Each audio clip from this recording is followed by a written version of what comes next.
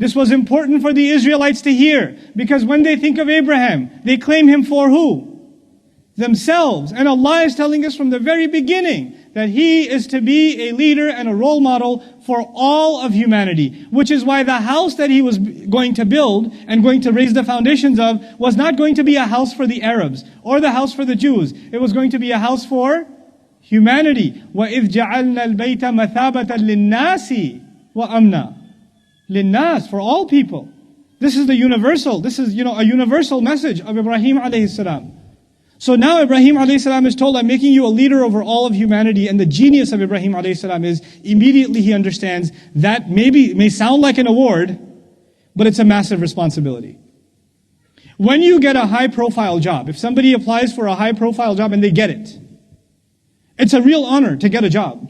But you know what? The higher the profile the job is, the more responsibility you have, isn't it?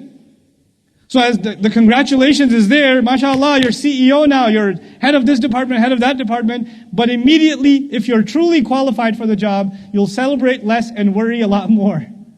Because man, this is a huge responsibility. This is no small task. You understand? So immediately, Ibrahim alayhi salam switches over to the concern. Oh, by the way, I'm still in section 2, so remove the third, okay? So he's been made leader over all people.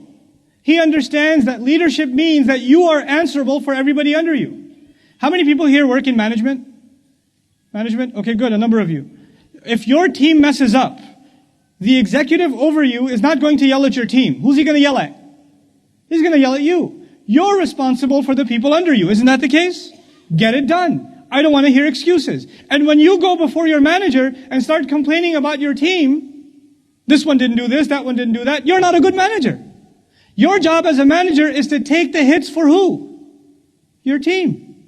And then you have to go back and make sure they do work and they're cultivated and they do their job right.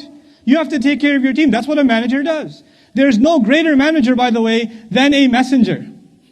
Alayhi salatu wasalam. Any of them. They have to take responsibility for their ummah.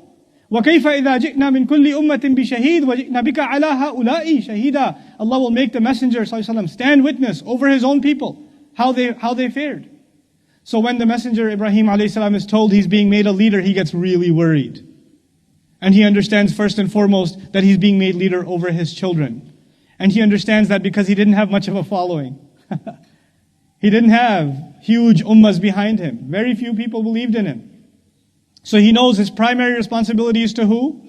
His children. So Allah says to him, I'm making you a leader over all of humanity. And he says, what about my kids? وَمِن ذُرِّيَّتِي?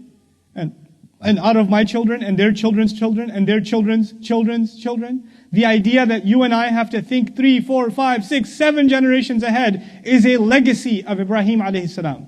Dhurriya, not awlad. Awlad is your kids. Dhurriya is your great, great, great, great, great, great grandkids. I'm not just concerned about the institutions that are helping Muslims today. I have to think about what Islam is going to look like 100 years from now.